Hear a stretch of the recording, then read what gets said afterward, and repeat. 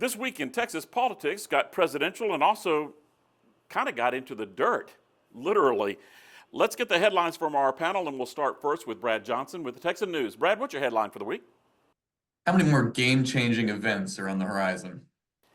Annie Spillman with Main Street Relations. What's your headline? Austin's DECA announces historic $1 million small business loan fund. Patrick Svitek with The Washington Post. What's your headline?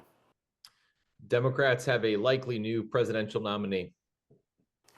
Top officials with CenterPoint went before the PUC Thursday and issued an apology for all the massive outages that took place in the Houston area after Hurricane Beryl. A lot of businesses got hurt by that outage that happened there, Annie, and more headlines are promised, more hearings are promised. So do you think that this crisis remains an issue when the session starts up? Yeah, I mean, absolutely. Look, we're at the top of the hurricane season, and natural disasters and resulting destruction are a certainty in Texas, preparation or not. I want to note two things here. I don't just think that the power companies will be front and center at the chopping block coming up once again this next session. I think, you're going to see, and I'm hearing that we're going to see leaders bring in the property and casualty insurance companies front and center as well. And you've already seen our coastal windstorm insurer TWIA talking about some rate increases. But they're going to be talking to these insurance companies about their rate increases and holding them, to the fire. Secondarily, I want to mention in 2021, the business community worked with the Texas legislature to create a program that would create a temporary emergency loan program for small business owners where they were waiting for FEMA to declare a disaster. They could collect a pool of money from the state of Texas that could help them pay their employees as well as their healthcare benefits while they're waiting for this disaster declaration, while they're waiting to open their doors. But the problem is that program was never funded. So I think it's incumbent on our legislators when we go back next session to appropriate money to this program that's been built out. Yes, it may be a little bit of a Band-Aid, but these kinds of programs really help our small business owners, but more importantly, help those employees that work for them when we have disasters like this. And, we're asking power companies to get the lines back up to help, these businesses open their doors. But programs like this are very critical. Brad, what's your read? Is this going to be more about preparedness? Well, I think lawmakers are definitely going to make CenterPoint the whipping boy in this next round of whatever grid reforms we see. Maybe now after the big stuff's done, it's more on a smaller scale. That's certainly possible. But clearly they're going to be front and center. Annie mentioned the insurance companies. We already had one interim hearing in the House on this. I'm sure we'll have others, probably over the Senate as well. But the insurance industry is going haywire right now for so many different factors. TWIA, of course, I think it was a 10% rate increase for this next year. That's going to get a lot of people, especially on the coast, angry. Todd Hunter is going to talk about that quite a bit, I'm sure. But the thing that we keep going back to on these power grid related problems, the communication continues to be so bad. CenterPoint acknowledged that in this. We saw a bunch of companies and ERCOT itself acknowledge that after 21. Why is the communication so bad so frequently? Obviously, it's a complicated subject and it's difficult to explain in any meaningful detail, but they got to get better at that. Yeah, Patrick, anytime that the power grid becomes an issue, it becomes a political issue, right? Yeah, absolutely. And, ever since 2021, it's the issue that, can just not go away. I mean, there was, a period, I think, maybe over a year ago where Governor Abbott tried to kind of effectively close the door on this issue and say that everything we needed to do to fix some of these problems had been done. But as we're now seeing, as demonstrated by this discussion, clearly this is still a pending issue at the legislature. A State House hearing was held this week on how to prevent hostile nations from buying Texas land. Brad, this was supposed to be more of a reboot of legislation that failed to pass in the past session. Then all of a sudden, it kind of morphed into a much broader issue on cyber attacks. It kind of surprised me. Did it surprise you? I don't think so. I think it's been trending that way for a while. These issues all meld into one. It starts with the land purchases. There was that one Chinese billionaire who bought like 140,000 acres in Valverde County next to an Air Force base.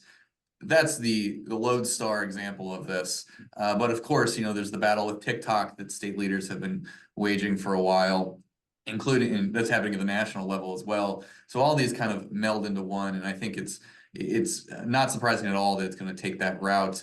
The biggest thing for me, though, is it's this question of, on the land front, competing interests between national security and private property rights, the ability to sell your property to whom you want for how much you want. How do you find that balance? I really don't know. That's going to be a tough task for lawmakers.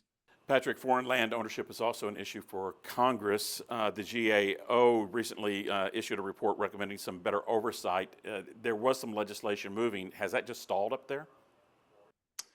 I'm not right into the latest on that, but I will say this has become an issue that I think has garnered some bipartisan support, which is, remarkable given that in Texas, there has been, just within the Republican Party, there has been, at least previously, some unease going in this direction. But you've seen in other countries or in other states, Democratic leaders have expressed interest in this kind of legislation, in cracking down on foreign ownership of land inside their states. And so this issue, I think, in the past few years has gone from something that was, maybe just talked about in certain corners of the Republican Party and used as a wedge issue within the Republican Party, to something that has, I think, gained more widespread political prominence.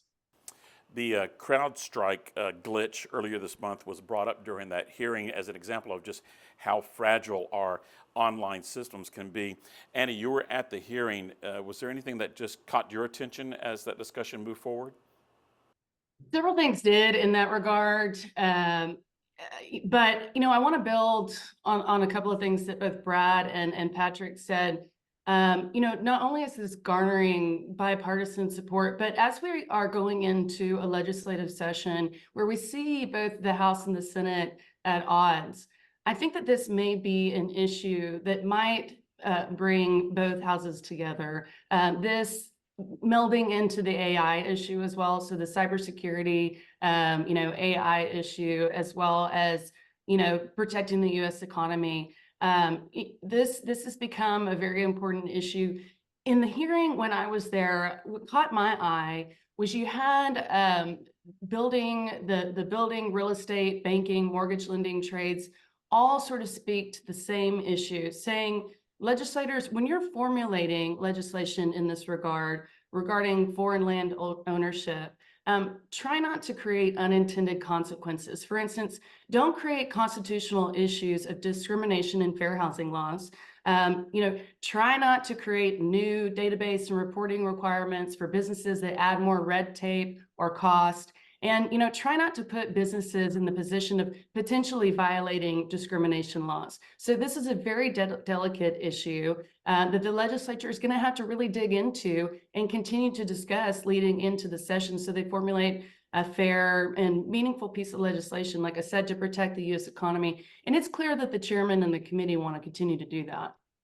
Vice President Harris brought her presidential campaign to Texas, speaking to a teacher union group there in Houston. But just before going on and speaking on Capitol Hill, House members passed a resolution condemning her work dealing with legal immigration, regardless of how you want to describe it, whether you a border czar or not. It's still the resolution passed. And Patrick, even a few Democrats voted for that resolution. Henry Cuellar among them. Did that surprise you? No, it didn't. I mean, we have seen over the years, bipartisan criticism of the Biden administration's record on the border. There was previously a House resolution in January to condemn President Biden's handling of the situation at the border, and I believe 14 House Democrats voted for it. So a broader group back then. So no, I wasn't surprised to see some Democratic crossover support for that resolution. That issue is no doubt going to be one of Kamala Harris's biggest political liabilities as she takes over the Democratic presidential ticket. Earlier in the week, Texas Democrats, who are delegates to the party's convention that's going to happen later on in August up in Chicago, jumped on the Harris bandwagon. Harris got a lot of campaign donations after her announcement. Annie, what does the business community want to hear when the DNC starts up? Business owners want to hear if anything has a real change in regard to her talking points from 2020 when she ran for president and during her time in Senate in regard to economic politics. Will she be Biden 2.0 or make her way economically? During her 2020 run, she proposed taking money from corporations and distributing it to those who have less. She proposed getting rid of all of the tax cuts that were made and put in place under Trump, including the 20% tax deduction that was won by the small business community and being fought as we speak to make permanent. When she was senator, she voted against the USMCA trade agreement because it didn't go far enough environmentally. So these will be actions that the business and industry groups will keep in mind. Brad, Texas Democrats think that maybe, just maybe, all this energy that Harris is generating could help them flip some state house seats and be a defense against school choice. What are you hearing? Yeah, there's definitely a newfound enthusiasm on the Democratic side. I heard a Republicans say yesterday they think it's possible they lose 3 seats in the House. That would be a problem for Republicans on the school choice front. Probably not the death knell, but it would be a difficulty. Also, that would significantly impact the speaker's race. So that's definitely something to consider. But the enthusiasm bump is definitely there for now. Over $100 million raised in a few days. The polls shifted from Trump runaways in a lot of these swing states to rather competitive bouts there. I think it's definitely something to watch trickling down. Also, Colin Allred, does he take that enthusiasm and apply it in Texas? She's probably not going to spend a ton of time in the state here because A, it's going to go Trump. B, the swing states, especially given this shortened timeline, are far more important for her campaign.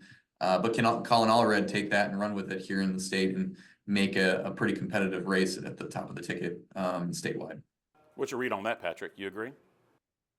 Yeah, I mean, I think that the path to victory for Democrats in this presidential race is largely unchanged, which means you're going to continue to not really hear them talk about Texas. I think that, the initial take from national Democratic operatives is that Kamala Harris, certainly stabilizes what was becoming a pretty politically untenable situation with Biden on the ticket. And she may shore up some key constituencies in pre-existing battleground states. Places like North Carolina, Pennsylvania, Michigan, Wisconsin, but Texas still isn't coming up as a state that the ticket is seriously interested in. And I think it's going to remain that way. I mean, this presidential race is still going to come down to a handful of states, a group that does not include Texas. As for school choice, Lieutenant Governor Dan Patrick accused House Speaker Dade Phelan of not listing that topic as a top priority in a budget document leading up to the session. Phelan on Friday swung back, claiming there are hearings on education have already begun. And Annie, clearly what we're seeing, there's not going to be a cool down in August regarding this issue, right? Yeah, I mean, this is just going to continue to fire between the lieutenant governor and the speaker. Obviously, the governor's name was dragged into it because this letter is something that goes to the state agencies in regard to this LAR budget request. In the 24 years that I've been around the Capitol, I'm going to guess that there's probably been disagreements in what, the big three have asked of state agencies as far as making a priority in their budget requests. Have we known about it and what those disagreements are publicly? No. So this is the first time that something like that's been made public.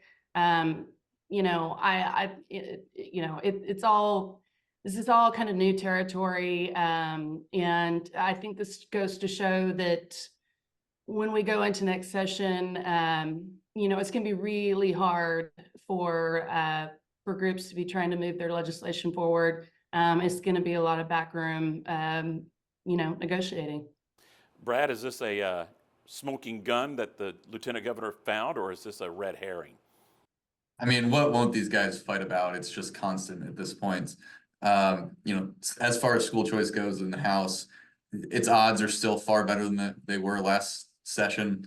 The flips that the governor made in those primaries are paramount to that, but it's not across the finish line. And what the final version looks like is definitely up for interpretation, remains to be seen. But there is action on it in the House.